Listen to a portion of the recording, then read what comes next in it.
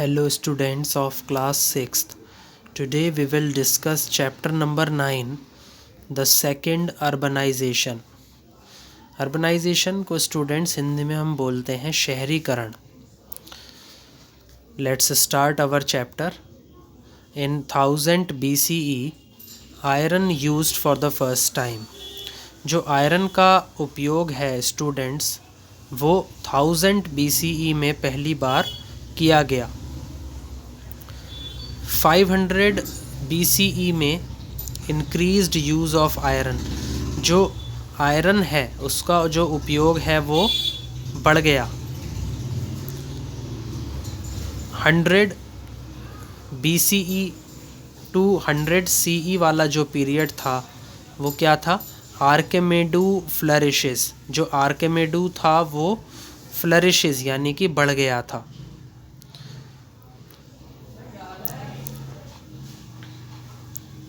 One CE to 400 CE तक जो period था वो कौन सा पीरियड था? सेकंड अर्बनाइजेशन यानी कि दूसरा शहरीकरण. तो अब हम इस चैप्टर को डिस्कस करते हैं students. From the first century BCE to about the 4th century CE, India underwent huge transformation. जो पहली फर्स्ट सेंचुरी BCE थी और 4th सेंचुरी CE तक जो भारत था उसके अंदर बहुत बड़े बड़े परिवर्तन हुए. During this period iron was widely used. इस समय जो आयरन था यानी कि जो लोहा था उसका जो उपयोग था वो बहुत ज़्यादा किया गया. This period is known as second urbanisation. इस पीरियड को हम बोलते हैं सेकंड अर्बनाइजेशन यानी कि दूसरा शहरीकरण. During this period there was a spurt in agricultural production. जब ये पीरियड आया, जब ये समय आया तो there was a spurt in agricultural production. जो कृषि उत्पादन था उसमें क्या आ गया था? उछाल आ गया था. Which led to the emergence of many towns and cities. जिसकी वजह से जो बहुत सारे कस्बे थे और बहुत सारे जो शहर थे वो बाहर निकल गए थे. This phase also opened up a network of internal and overseas trade routes. ये जो चरण था इसके अंदर अंदरूनी और विदेशी जो व्यापार के मार्ग थे उनका जो नेटवर्क था वो खुल गया था.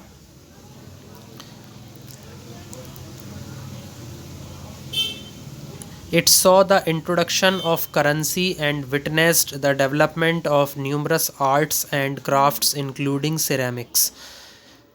इसके अंदर क्या देखा गया था कि जो मुद्राएं थीं और जो बहुत सारी प्रकार की जो आर्ट्स थीं यानी कि जो कला थीं और जो क्राफ्ट्स थे यानी कि जो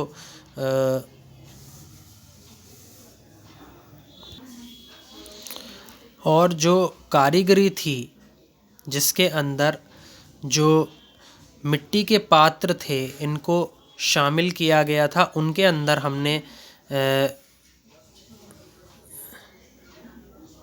विकास होते हुए देखा.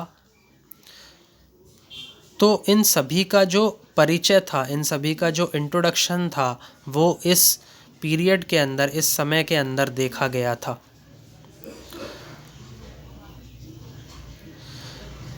Increase in agricultural production.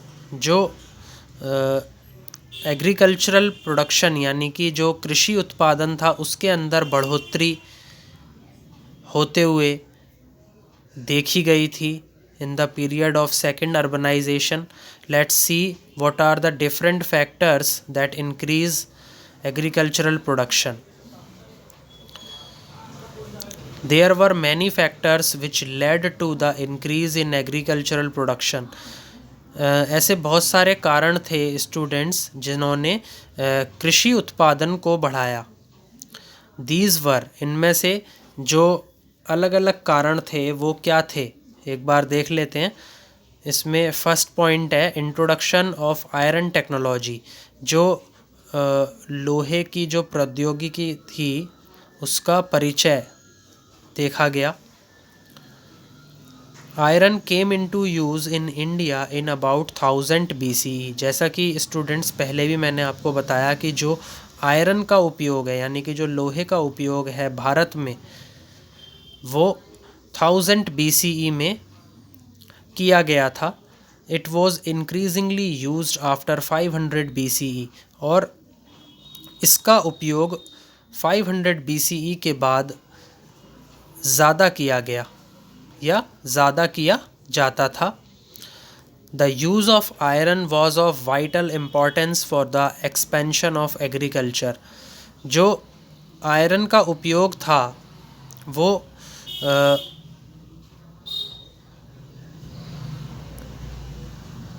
बहुत महत्वपूर्ण था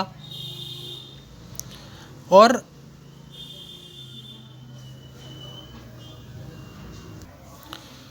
इसकी जो ज़रूरत थी वो एग्रीकल्चर यानी कि कृषि का विस्तार करने के लिए की गई थी।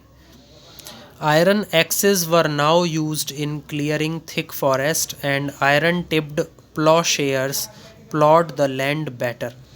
जो लोहे की कुल्हाड़ियाँ थीं उनका अब इस्तेमाल किया जाता था इन क्लियरिंग थिक फॉरेस्ट, जो जंगल हुआ करते थे उनको साफ़ करने के लिए, एंड आयरन टिप्ड प्लॉशेयर्स, जो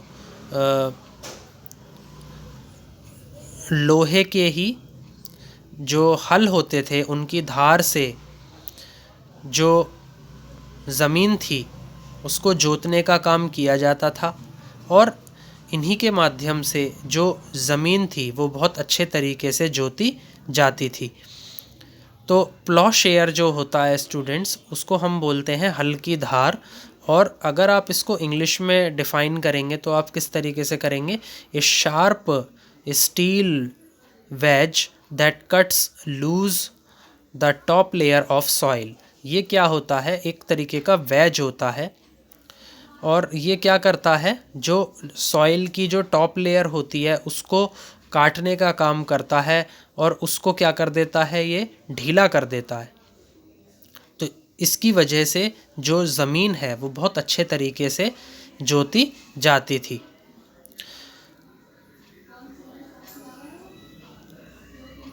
तो ये हमने क्या पढ़ा कि जो आयरन टेक्नोलॉजी थी उस समय उसका कुछ इंट्रोडक्शन हमने पढ़ा। अब हम आगे बढ़ते हैं।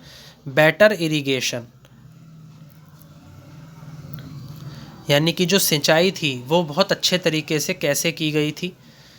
This was essential for better productivity. ये जो है काफ़ी ज़्यादा एसेंशियल थी, काफ़ी ज़्यादा ज़रूरी थी। अगर आपको क्या बढ़ानी थी, उत्पादकता बढ़ानी थी, प्रोडक्टिविटी बढ़ानी थी, तो उसके लिए इरिगेशन को बेटर करना काफ़ी ज़्यादा ज़रूरी हुआ करता था। The Kings funded the digging of canals. जो राजा हुआ करते थे वो धन दिया करते थे डिगिंग ऑफ कैनाल्स यानी कि नहरों को खोदने के लिए, वेल्स कुओं को खोदने के लिए,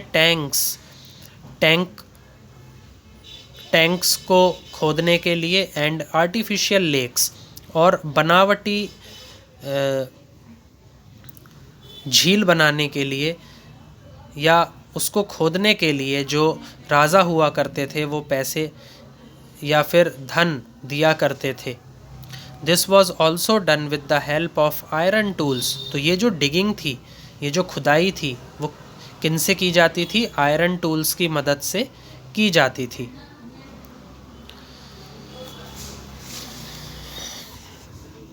थर्ड है बेटर एग्रीकल्चरल टेक्निक्स। तो जो उस समय पे जो कृषि के जो तरीके थे उनको भी बेहतर किया गया। इसमें क्या था कि farmers began to use the method of transplantation in which seeds were first sown and once the saplings started to grow they were transplanted into the field. तो जो किसान हुआ करते थे वो किस तरीके का उपयोग किया करते थे?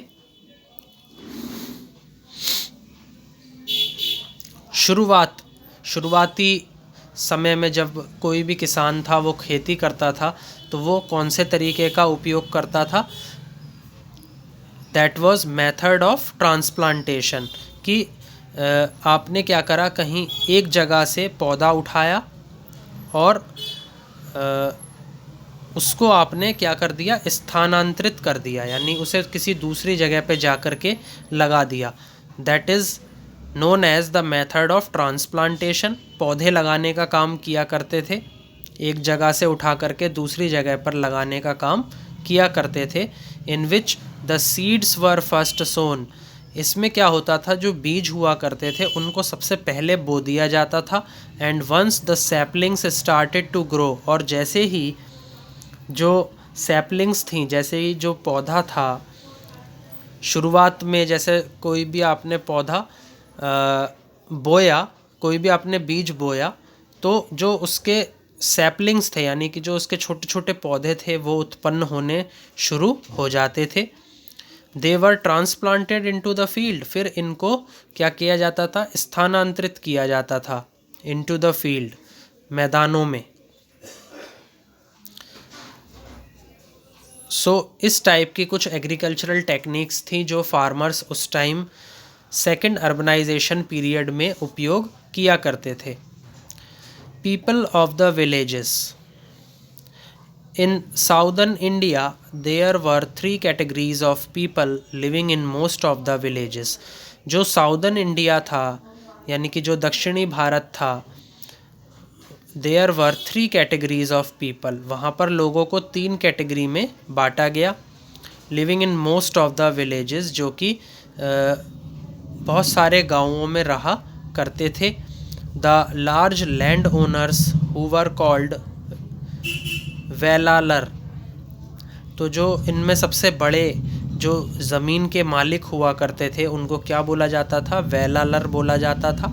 Farmers were known as uzhavar. जो किसान हुआ करते थे उस समय उनको क्या बोला जाता था, uzhavar. And the landless labours and slaves called kadaisiyar and adimai. और जो लैंडलेस लेबर्स थे या जो स्लेव्स हुआ करते थे उनको क्या बोला जाता था, कड़ाईसियार या फिर adimai. In northern India the village headman was the grama bhojaka.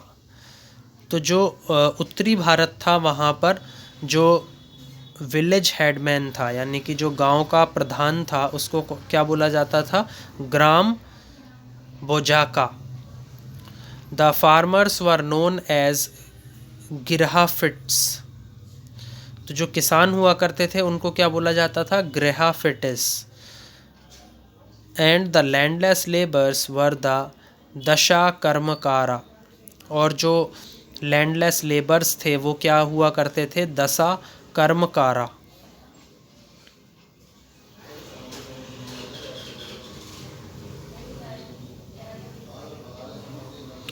The grama bhojaka was the largest land owner.